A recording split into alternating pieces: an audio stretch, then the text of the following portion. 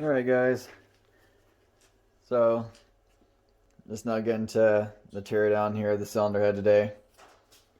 Obviously you can see I got the cam caps and the rockers out, cam gears, and the hydraulic lifters. So I'm going to be working on getting the actual valves out today and see what it really looks like under the bottom of the intake valves on this. So let's get it.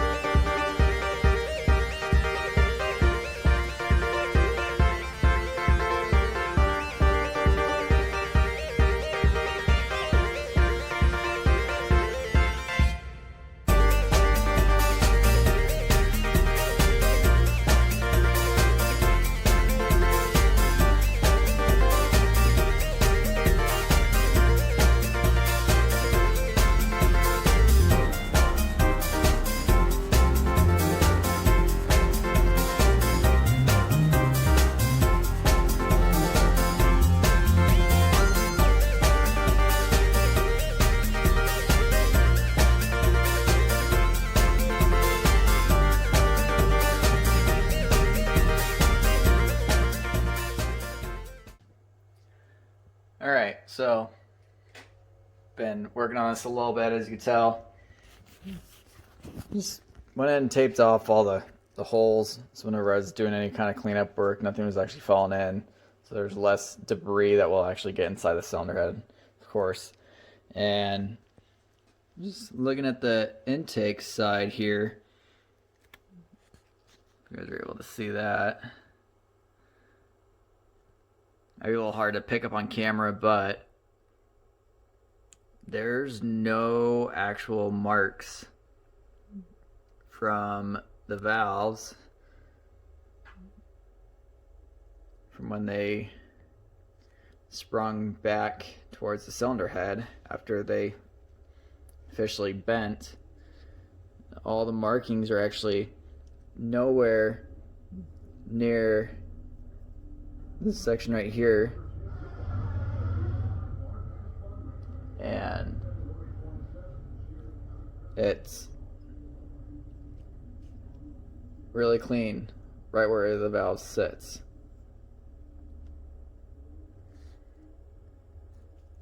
Where they were landing, right here where this tape line is at, as you can see.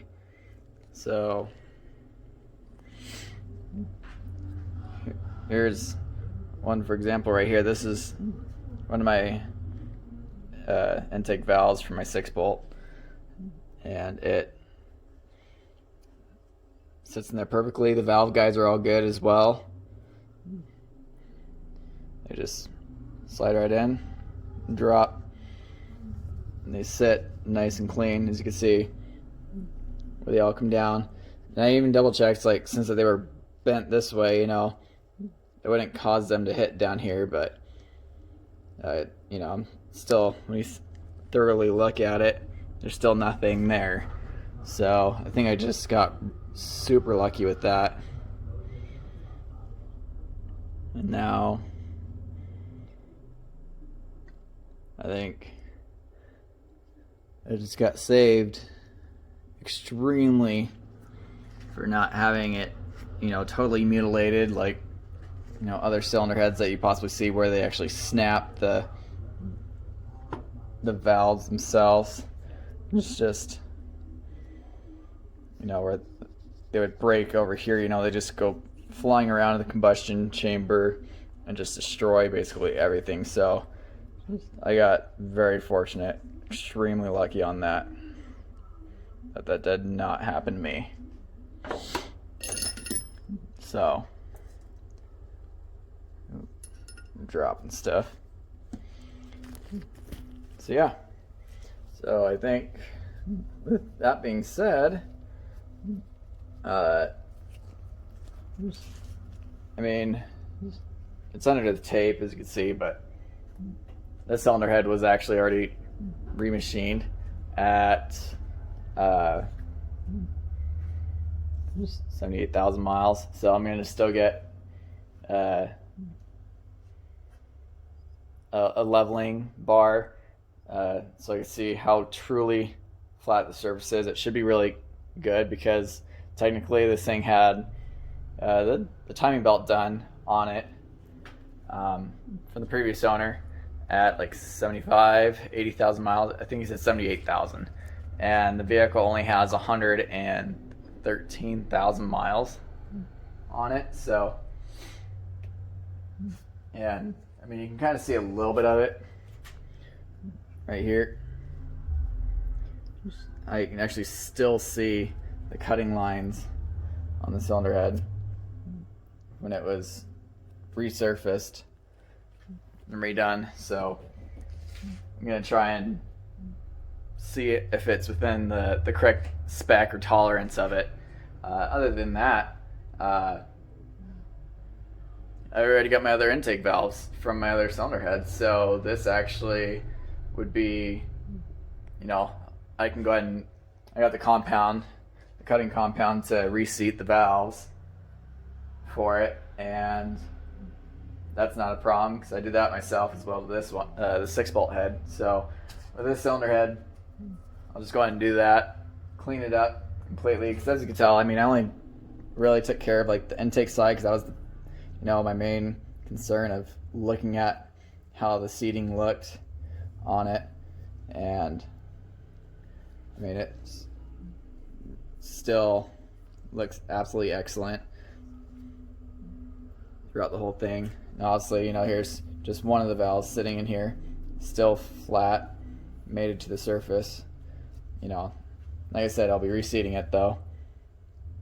And so yeah, so I'll finish cleaning up the carbon deposit here because I'm OCD and that will drive me nuts having only one half clean side, but I'll get that taken care of throughout the day. So yeah, so I guess really nothing much else to show. I mean, I expected to have like multiple updates for you guys, multiple videos. I was kind of expecting the worst. I was hoping for the best, and I think I just got extremely lucky from the DSM gods that, despite the fact that I slipped and I bent valves, it didn't destroy a lot at all. So very fortunate, extremely lucky, extremely excited, because I would love to get my GSX up and running again. As you guys probably already know, that it's been my absolute baby ever since I got it, and it's been great. It's technically my first GSX model I've owned. This will be my third. So that was my second Eclipse. This was my third, the first generation at least. Other than that, I've had 5 Mitsubishi Eclipses myself, just like my buddy, who I got my NA from that I told you guys about yesterday. So yeah, this is getting me really pumped and really excited that I can hopefully just have this flipped around quickly, sooner than I expected, and still use this cylinder head like I was mentioning yesterday. That was my biggest concern because these things aren't cheap. Also, just for them to be inspected or just redone. Yeah, there could be shops here in town, or like a common company is MA Performance, and it's like $600 roughly to get your cylinder head inspected and cleaned up, hot tanked, reseated if need be, and they just go through it and do your basic inspections, and it costs that much. And that's not even for the new head. That's yours being shipped out and being taken care of that way. They do have other ones where they have a core charge if you get like an upgraded stage, say stage 1, stage 2, stage 3, and those have ones that will go all the way down to the point of removing all the studs and resurfacing the intake valve side and the exhaust valve side of the head, and the porting, flow matched, the works. So it's like those are costly. Just even a stage 1, with me having my own internals to be shipped to them for the cylinder head, is like $1,200. So with this, how this the state that it's in is complete life saving. Big save in my wallet for sure, so I can get that all squared away. And I can, like I said, it saves money, and everyone likes to save money, save a buck or two. So with this going on, how it's in good condition, and it is salvageable, I will hopefully actually get this taken care of. Like I said, if the mating surface on the head is still flat within spec, I have my filler gauges to inspect that. I technically have already razor bladed the top to remove all the main residual. I'll still go through and just get at least the darker imperfection lines that you can see that have gone with when the cylinder head was cut previously.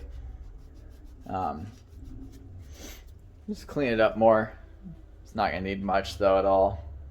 Like I said, I've already went through it with a couple razor blades, making sure that I've got all the main debris off, and ran my vacuum to pick any of the other debris up, so none of that even fell into the ports.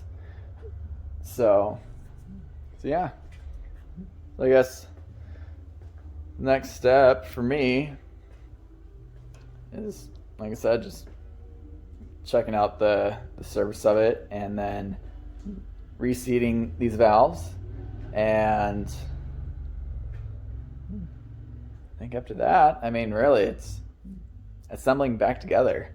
And then, of course, as you already know, I talked about it, these markings, if you guys didn't know, these already have curved indentations on the dishes, on the tops of the pistons, in the 4G63s. The turbo motors have larger indentations than, say, the NA. NA has like very, very small markings, and I think they only had them for, I want to say, the intake side, and the exhaust side didn't have them. So as for the turbo model, they already have curved indentations, just like how you see it in here on these pistons. And so when those hit, all I did was just curve them, just bend them up just like that, and they hit. So like I said, it'll just be a really simple, easy job for me to do that. Rotate the engine assembly. I'll tape off the surface of the block, of course, to make sure everything's all blocked from getting any other possible debris. When I do that, when I just get my little Dremel bits and like grinding stones and just kind of smooth out the sharp edging on the pistons here, and then of course just clean off the typical carbon buildup that these get, that any motor gets. So yeah, I guess other than that, there's really nothing much to it. So for a vehicle that's been sitting for, so that happened at the very first weekend of September, obviously, when this happened. It is now, February 16th or 17th. Yeah, it's been down a while. But, you know, living in this conditions of winter, snow, not having a garage at the house, being able to get the shop has been the only reason why I've been able to get to work on this car.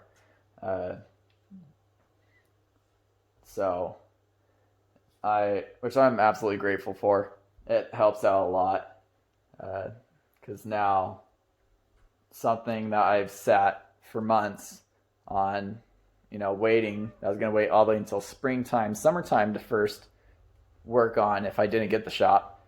You know, it would have been that much longer just to know how well this actually is salvageable for the cylinder head and how minimal the damage was. So I'm going to just go ahead and work on it as much as I can so I can get back up and running my GSX and, you know, maybe actually enjoy, you know, some of this winter that's outside in the GSX, so I can actually play around for once a little bit with the all-wheel drive system in it. I already know it's great. I drove it just a few times last winter, but it was already at the back end of winter time, so there really wasn't much snow as compared to like what we have right now. And so, yeah. Anyways, I'm just still rambling on in circles, but I guess, like I said, I'll be working on the cylinder head, reseating the valves, checking the mated surface of it to see if it's still good and true and flat. If not, it's all good. Just get it resurfaced. I still have plenty of depth on it to be able to get shaved down. It has plenty of meat on it still. So, I mean, if that's the only case, then, you know, that's all I got to get done to it. Is that, and they can get it cleaned up for me, and then I'll be able to get this thing put back together. So, until next time, guys, have a good day.